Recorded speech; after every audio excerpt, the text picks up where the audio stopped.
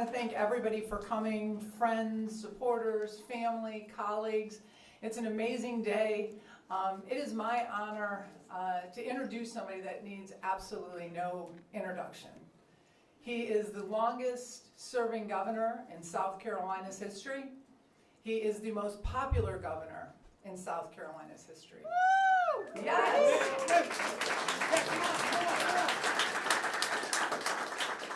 He is our 117th governor, and my dear friend, and somebody I'm proud to call my mentor, Governor Henry McMaster.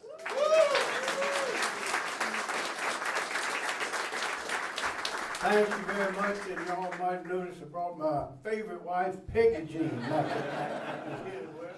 big smile, girl. There you go. That's good. Y'all, I'm delighted to be here. I'm going to be very brief.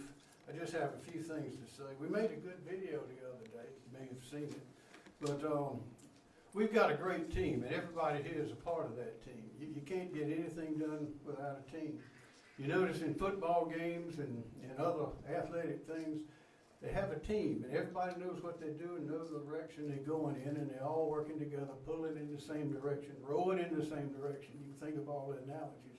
Well, that's what Pam and I have been doing. Pamela, be very official, Pamela. You know, Jimmy Carter got into a scrape whether he could put Jimmy Carter on there or James Earl Carter. Y'all remember that? There was laws. They had a lawsuit over it.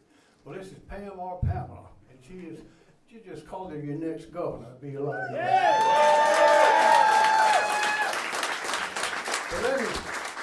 We've done a lot of things, and years ago, when I realized now I was the first one to pick the lieutenant governor, pick my running mate, and I wanted somebody who had a business background, yes, who knew some people, who was a Trump supporter, of course, and was willing to get to work and do the things necessary to make this state even greater.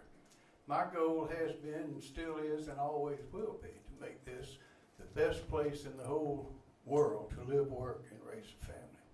This is a great state, and you've heard me preach that, the history, no other place like this on this earth.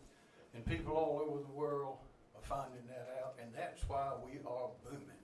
That's why businesses all over the world want to come here. Why? They want to be in this environment. You can look out the window. There's nothing like the natural environment we have. We have to protect it.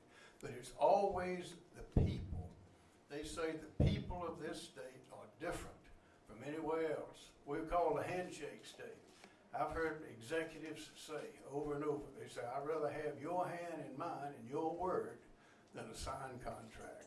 Now that means something, and they don't say that everywhere. So we've got a good thing going. We are succeeding. We are winning left and right. We've had the largest tax cut in our history. We've got law enforcement officers now in every school. Just a few, can't find one yet, but we've given them the money. That's 1,283 schools. Safe because they have those law officers in there. We've raised teacher pay. Our goal at the beginning was to go up to at least $50,000 a year for minimum pay for a brand new starting teacher. And with our leaders in the legislature, we go get that done. We got one more step to go. We're going to go $50,500 this legislative session. We've helped our military, our veterans. This is a military-friendly state. We are doing the kinds of things that need to be done. We're protecting life, born and unborn. We're preserving land. We're preserving the family farm. We're cutting taxes, largest tax cut in our history. All of these things. But you can't do it without a team. And what Pamela and I have done with a lot of help from leaders in this room right now and others not here, we've set the course for the future of this state. We know that we must have the strongest economy, we must have strong education, and we must protect that cultural and natural environment, all of our heritage. If we do those things, we'll have done our job. What will South Carolina look like in 100 years? That's the question you have to ask every time we do anything. Every time we pass a law or don't pass a law.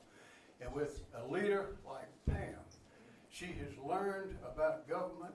She has been my eyes and ears.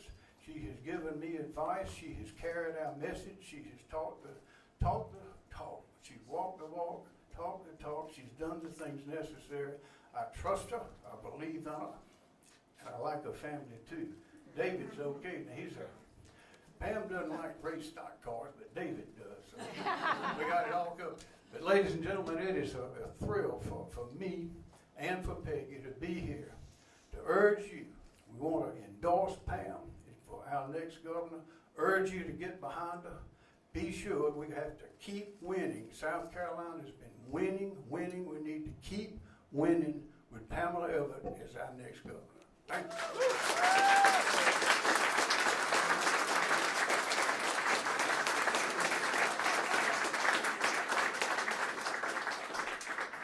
Wow, it's hard not to get teary-eyed with that kind of endorsement. And you know, it seems just like yesterday that the governor and I were standing in a podium in Greenville, and he was announcing me as his lieutenant governor. And it has been an amazing, just been an amazing 8 years. You know, I look back, we have been the conservative powerhouse of the nation, taking what is just smart ideas, common sense ideas, as the governor outlined. You know, largest tax cuts in our state's history, increasing pay for our law enforcement, which we all know is why so many people are moving to South Carolina, making sure that we raised teacher pay and kept our people safe. You know, and if you like what you saw in this first chapter, you're going to love what you see in the next chapter.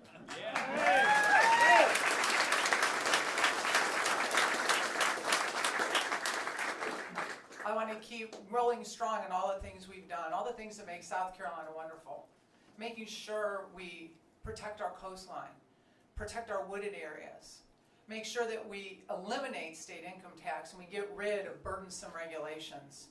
We want to continue to protect life and protect parent rights. And so I just want to thank you all so much for being here today. You know, it is amazing to think how you can actually take solid business principles.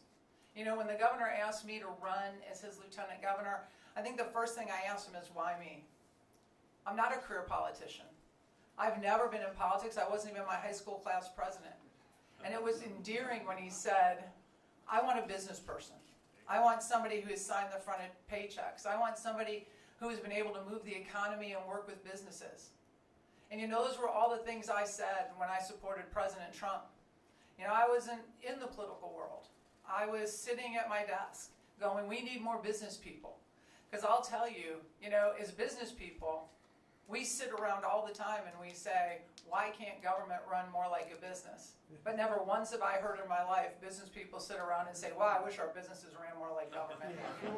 And that was exactly the role Governor McMaster charted for me. I want to thank you all for being here. I want to thank you all so much for your support. June 9th is coming quick, and I plan on winning this on June 9th. So we need all of you there with us.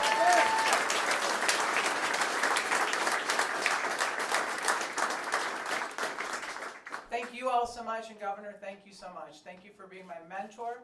Thank you for being my friend. And thank you for having the confidence in me to work alongside of you for 8 years. I won't let you down. I'll continue to make you proud. Thank you all.